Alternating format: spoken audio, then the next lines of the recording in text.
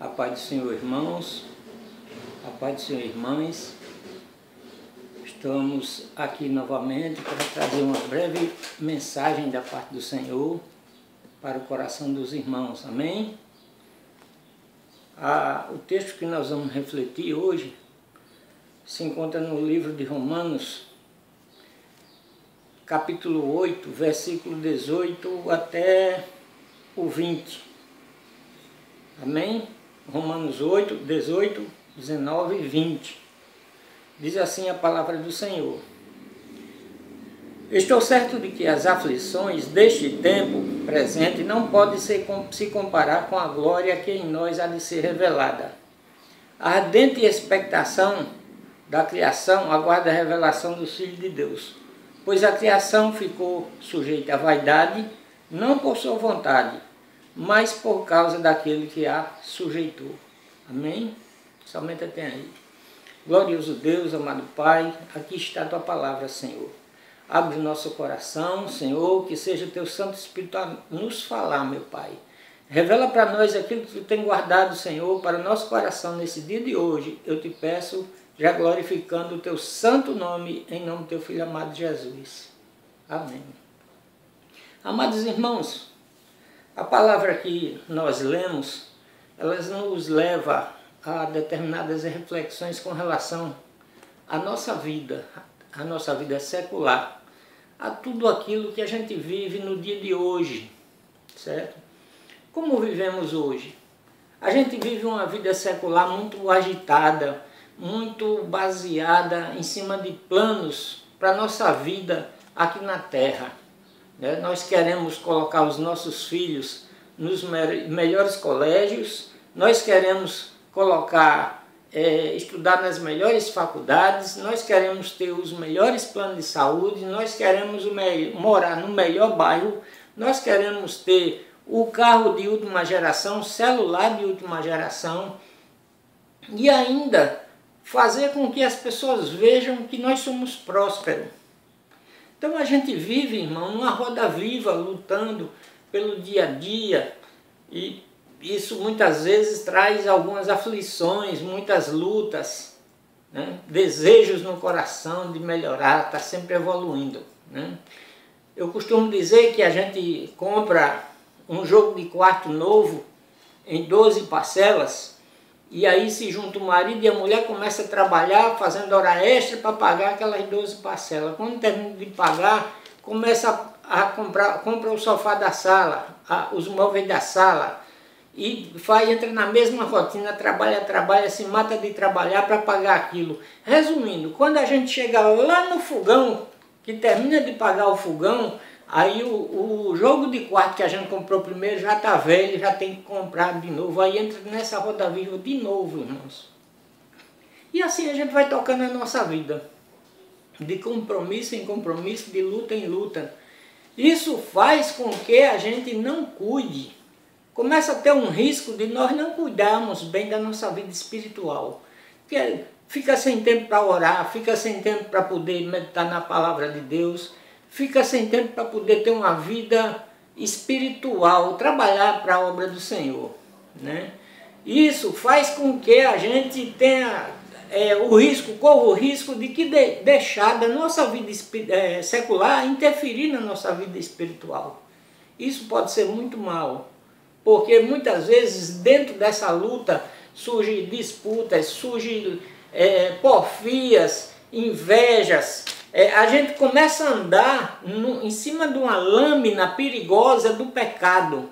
Por quê? Porque essas coisas, irmãos, a gente começa a criar uma certa espírito de competitividade, do querer muito e tal, que a gente se aproxima da ganância, se aproxima da inveja, se aproxima da mentira, a gente se aproxima das porfias, das traições. Por quê? Porque essa luta da vida secular, se a gente não tiver cuidado, ela nos induz a esses caminhos. Eu estou dizendo isso porque eu já vi muitas e muitas coisas. Já trabalhei com um empresário que era evangélico e que muitas vezes chegava a gente lá oferecendo mercadoria barata para ele, sem nota fiscal. Aí você pensa que essas coisas é bênção para a vida da pessoa. Você pensa que Deus está nessas coisas? Não está. Deus não está nessas coisas. Então muitas vezes essa luta nossa da vida secular nos leva a realizar coisas, ou mesmo aparecer as tentações de realizar coisas que não glorificam o nome do Senhor. Por isso que a gente tem que ter cuidado com essas coisas, a gente tem que lutar, é justo, é correto lutar pelas coisas dessa vida, perfeitamente correto, mas a gente tem que ter cuidado, porque a gente tem que cuidar também da vida espiritual. Porque quando a gente olha só, como diz aqui, este é o certo, que as aflições do tempo presente não se podem comparar com a glória que em nós há de ser revelada. As aflições desse dia a dia, meu irmão, é muito, mas muito aquém, muito pior, não é nada comparado com a glória que em nós há de ser revelada. Por isso que a palavra de Deus diz, olhai as coisas de cima, porque as coisas de cima são santas. Muitas vezes a gente não tem tempo para cuidar da nossa vida espiritual. E justifica até dizendo que não, porque eu trabalho muito. Nós somos medidos, irmãos, pelo prumo do mundo, pelo grau de prosperidade que a gente tem. Mas é importante você ser medido pelo prumo lá do céu. Louvado seja o nome do Senhor. Aí vem a seguinte pergunta, irmãos. E se Jesus voltar hoje, vou repetir, se Jesus voltar hoje, a quem ele encontraria preparado para subir com ele? Olha que pergunta séria. Olha que pergunta séria. É uma pergunta que nos leva a refletir. Será que eu estou preparado? Será que se Jesus chegasse aqui hoje, e olha, irmão, está perto, viu? Está perto, os sinais estão aí. A qualquer momento Jesus pode voltar e pode ter certeza, nós precisamos estar preparados. Né? E se Jesus fizesse uma pergunta para mim, meu filho, o que você tem feito da sua vida?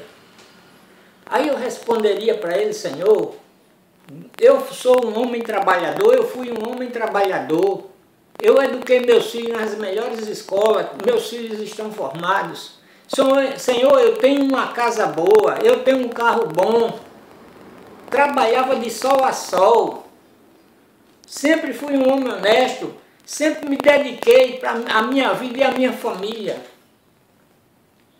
Será que essa seria a resposta que o Senhor gostaria de ouvir?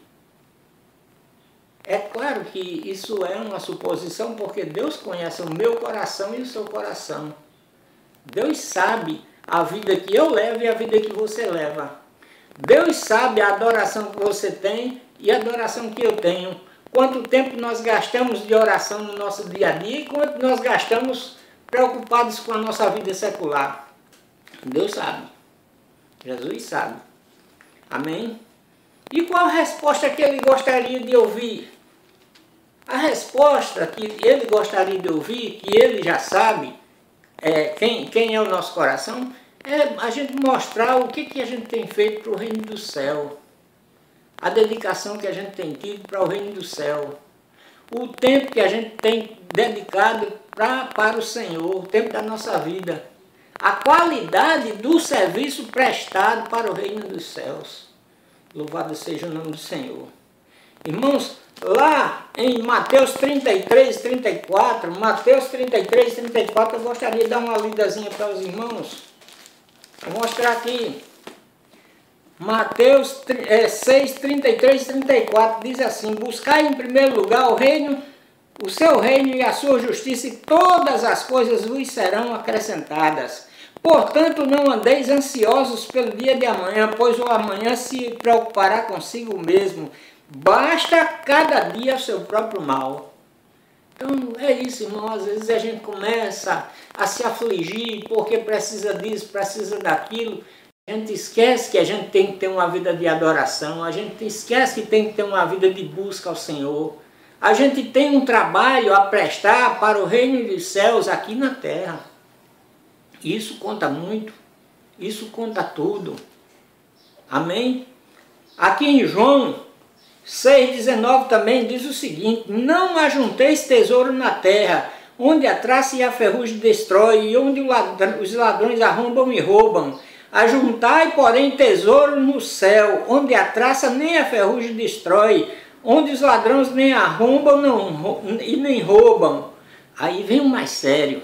Olha, pois onde estiver o vosso tesouro, aí também estará o vosso coração. Onde é que está o teu tesouro hoje? O tesouro está nas coisas que você tem aqui na terra, na busca que você tem aqui na terra, ou o seu tesouro está voltado para o reino dos céus? Louvado seja o nome do Senhor. Essa pergunta, irmão, é para você e é para mim também. É para minha reflexão também. Deus fala comigo quando eu quero falar sobre essas coisas. Porque muitas vezes a gente vive, irmãos, para mostrar para os outros quem nós somos, se nós somos bem-sucedidos, o que é que nós temos, o que é que nós adquirimos, e esquecemos que nós não temos que mostrar para Deus a nossa adoração. Olha o que é que está escrito aqui em João, capítulo 6, versículo 1, diz assim: guardai-vos de praticar boas obras diante dos homens, para serdes vistos por ele. Se o fizerdes, não tereis recompensa junto ao vosso Pai que está no céu. Então tudo isso que a gente faz aqui, irmão, é com relação à nossa vida secular, aos bens que a gente possui, nada disso interessa para o Senhor. É claro que Ele quer que a gente viva bem, mas Ele quer que a gente tenha uma vida espiritual dedicada a Ele. É isso que a gente tem que ter cuidado. Porque o esmero na nossa vida secular pode nos distanciar da vida espiritual. É bem verdade. Nós temos que cuidar da nossa vida secular, porque muitas vezes a nossa vida secular mal cuidada também nos afasta do Senhor. Nos faz seguir por caminhos tortuosos. Então a gente tem que vigiar com relação a isso. Porque o Senhor procura adoradores que o adorem em espírito e em verdade. Amém? Então é a palavra que eu queria trazer para os irmãos nesse dia de hoje, para que nós meditemos nessa semana, que a gente pense quanto eu estou dedicando da minha vida para a minha vida secular e quanto eu estou dedicando para o reino dos céus. Porque Jesus em breve vem, os sinais estão aí. Se ele chegar, se ele vier hoje, o que você tem para mostrar? O que é que eu tenho para mostrar? Amém, irmãos? Medite nisso, pense. Eu desejo para você uma ótima semana, que Deus te abençoe, que Deus te dê muitas bênçãos. Irmão, eu queria pedir, divulgue essa palavra para seus amigos, nos seus grupos de WhatsApp, divulgue, porque certamente alguém pode estar precisando de ouvir uma palavra assim. Amém? Deus te abençoe, Deus te guarde, Deus abençoe tua família. A paz do Senhor.